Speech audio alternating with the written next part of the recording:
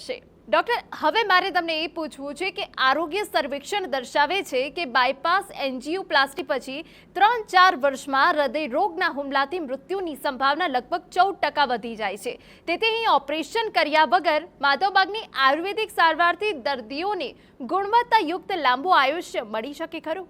ચોક્કસ માધવબાગની જે આપણે ટ્રીટમેન્ટ કરીએ છીએ અને જે મેં વાત કરી એવી રીતના ઇન્ટરનેશનલ જર્નલને બધાની અંદર આપણા રિસર્ચ પેપર પબ્લિશ થયા છે એની અંદર ચોક્કસપણે આપણે એવું સાબિત કરી શકીએ છીએ કે માધવબાગની જે ટ્રીટમેન્ટ આપણે કરીએ છીએ, જ્યારે હેતુઓ પર કામ કરીએ છીએ, કારણો પર કામ કરીએ છીએ, આહારશૈલી, આહાર વિહાર, ખાવાની યોગ્ય વિચારસરણી, ખાવાનું બેલેન્સ ફૂડનું પરિયોજના, આ બધાનો જ્યારે આપણે ઉપયોગ કરીએ છીએ ત્યારે આપણે એવું ચોક્કસપણે સાબિત કરી શકીએ છીએ કે જે એન્જિયોપ્લાસ્ટી અને બાયપાસ સર્જરીની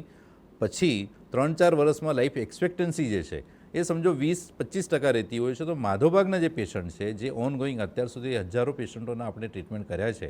તો એવા પેશન્ટના જ્યારે પાછા રિસર્ચ આપણે કરીએ છીએ, જ્યારે એ બધાનો પાછું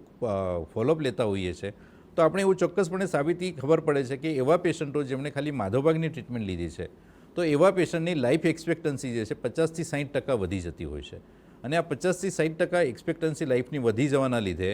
ચાન્સીસ છે કે એવા પેશન્ટોને આગળ જતાં પાછો હૃદયરોગનો હુમલો છે અથવા તો બાયપાસની જરૂર ઊભી થતી નથી, અને એવું રિસર્ચ પેપરની અંદર પૂરેપૂરા આપણે સાબિત કરી શકીએ છીએ।